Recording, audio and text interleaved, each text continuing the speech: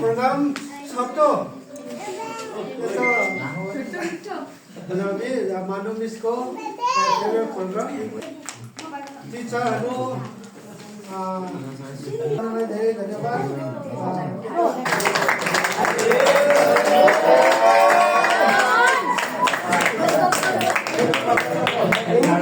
Now we'll go presentation.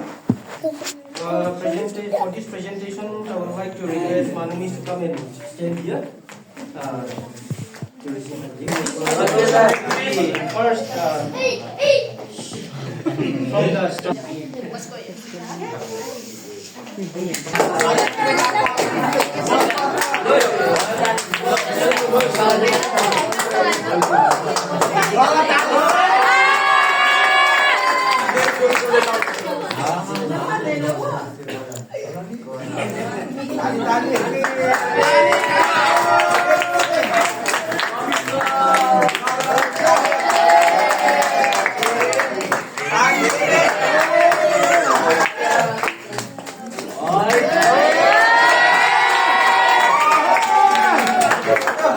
क्या बात है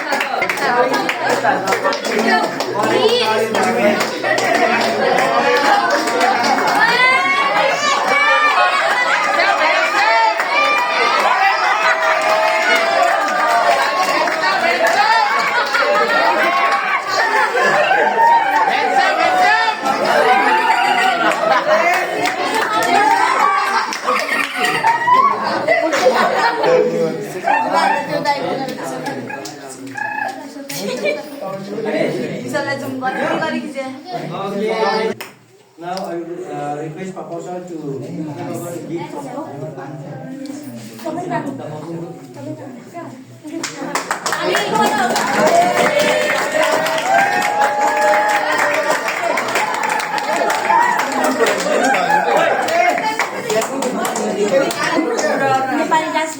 I present this some amount of money because of when he is only during that time maybe during that time she will have khaza. This why I give.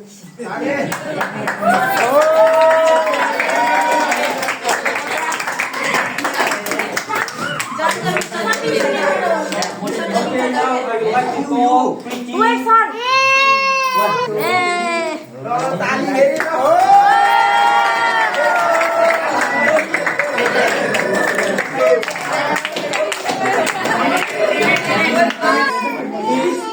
On behalf of the students, all the students, they collect, or they contribute 50 rupees each. Then they bought it for this gift. To have that.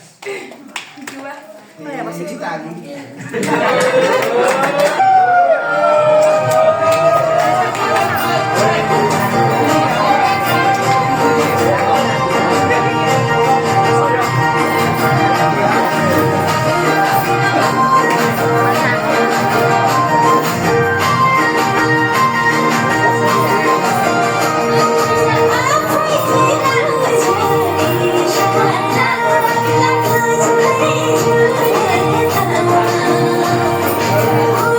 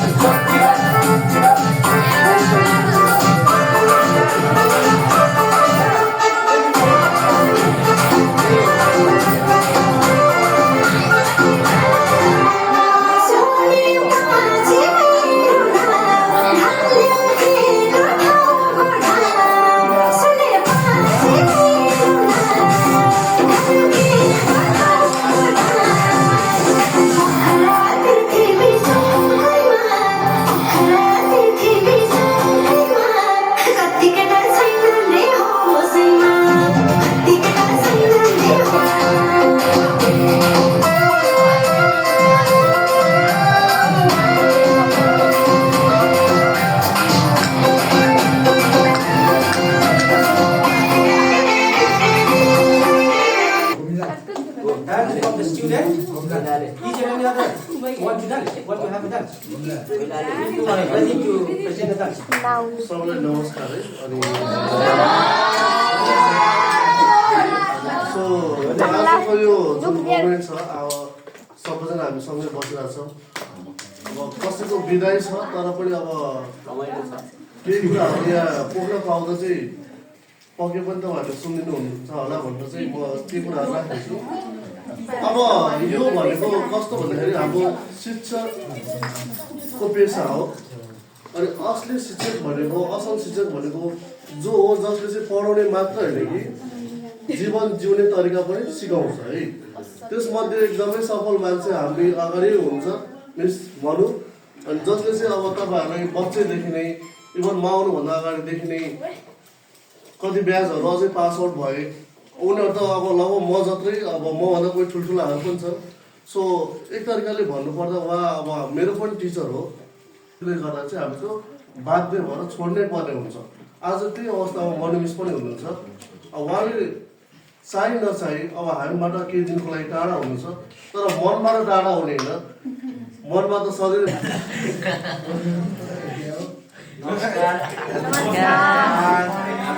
सम्पूर्णमा असली मनमिस जो हामीबाट टाढा हुँदै गइरहनु भएको छ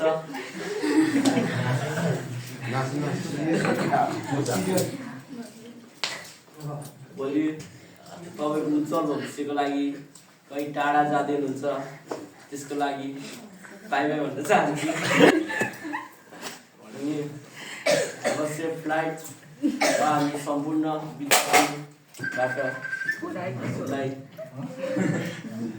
भविष्यको शुभकामना छ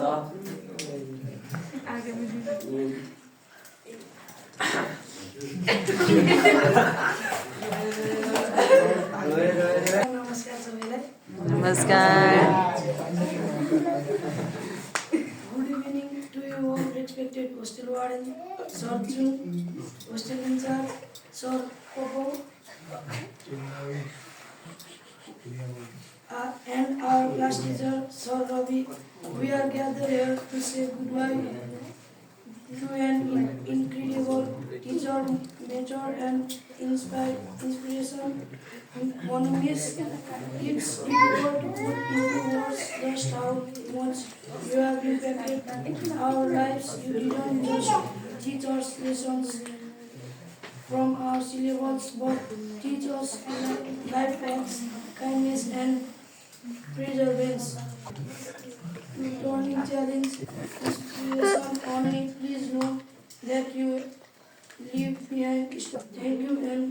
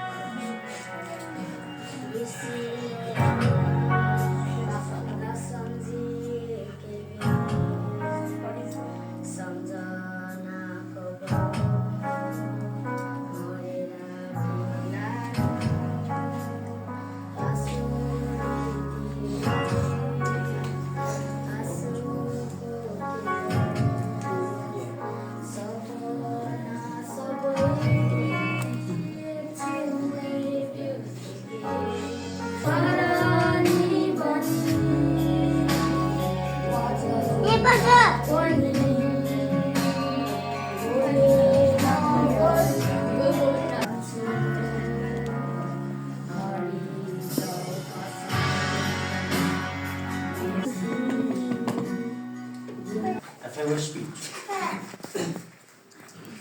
I do not know how to start because it's hard to say farewell, or it's hard to do farewell.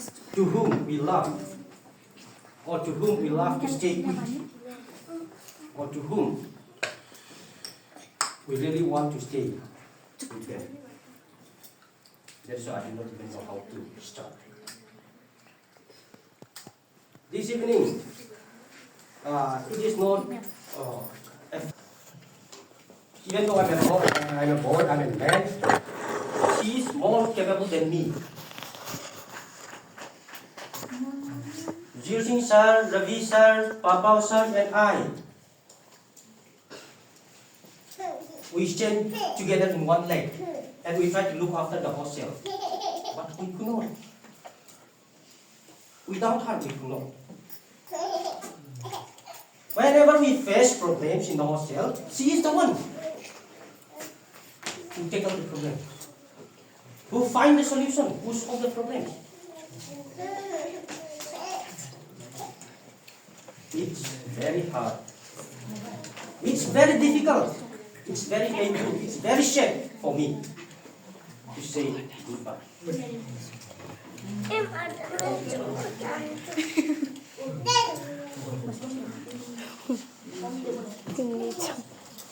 This evening, and Philippians chapter 3 verse 13, what does it say? It says, I can do all things. दुई प्रकारको भावनामा छ एउटा high हुई गरेर रमाइलो जस्तो पनि नाच गान हेर्दाखेरि रमाइलो पनि छ तर हामी भित्र अलि दुःखको क्षण पनि हो हैन हामी परिवारहरुमा जो हाम्रो परिवारका मानिसहरु हाम्रो साथीहरु जो कोही पनि छुट्टिन लाग्दाखेरि अलि भावनामा भावुक हुने त हुँदै नै हो स्वाभाविकै हो तापनि हामी यो समय हाम्रो जीवनको यात्रामा बाबु नानीहरुलाई म के भन्न चाहन्छु भने हामी हाम्रो जीवन नै एउटा मिलन र बिछोडको केन्द्रबिन्दु हो हाम्रो जीवन नै के हो मिलन र बिछोड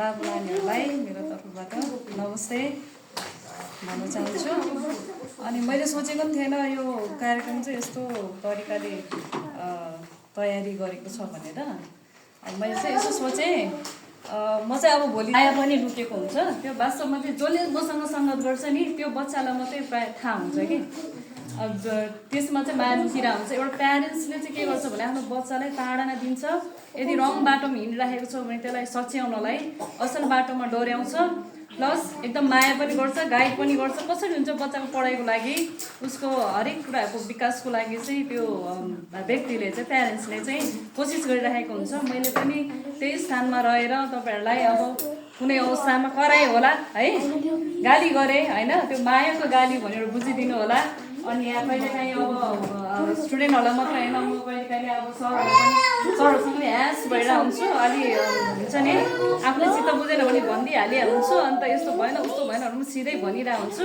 किनभने म अलि सिधा व्यक्ति हो कि अनि मलाई जे मन पर्दैन म ठ्याक्क भनिदिइहाल्छु त्यो मेरो अब नराम्रो बानी पनि होला सायद होइन कसैको त मन पनि दुख्छ नि त मेरो गोलीहरूले त्यसैले चाहिँ म सर्वप्रथम चाहिँ मेरो तर्फबाट कसैलाई हर्ट भएको छ भने माफी माग्न चाहन्छु है अनि अब चाहिँ मैले चाहिँ लामो स्टार्टिङदेखि नै यो होस्टेल चलाएँ है सुरु होस्टेलमा चाहिँ हाम्रो मेरो बाबाले चाहिँ अनि होस्टेल चलाउनु चाहिँ अब मेरो के हो कि मैले पढाएको बच्चा चाहिँ पास होस् मैले पढाएको बच्चाले राम्रो गरोस् भन्ने चाहिँ एकदमै त्यो फोकस हुने कि मलाई अनि त्यो कसरी हुन्छ त्यो बच्चाले राम्रो गर्नै पर्छ पढ्नै पर्छ पास हुनै पर्छ त्यस्तो खालको एम लिएर चाहिँ मैले पढाउँथेँ त्यसैले गर्दाखेरि चाहिँ त्यो बच्चाले यति राम्रो गर्यो कि त अडियन्सले हेरै नपरे नि हुन्थ्यो जस्तो नि हुन्छ कि कसैलाई चाहिँ किनभने म अब गाली गरिरहेको हुन्छु तर अब म चाहिँ त्यस्तो खालको व्यक्ति भएको कारणले गर्दाखेरि चाहिँ मैले त्यसरी नै त्यही वेमा लान्थेँ होइन बच्चाहरूलाई नै अनि मैले कति कराउँथेँ सम्झाउँथेँ अनि meanwhile I was caring them त्यो ब्याचको बच्चा हो कि अनि एकदम फर्स्ट हुने सेकेन्ड हुने मलाई चाहिँ यस्तो लाग्थ्यो कि मेरो क्लासको बच्चाले चाहिँ सबै पास होस् भन्ने हेतुले चाहिँ त्यो एम लिएर पढाउँथेँ कि मैले तर अब सोच्दै गएँ अब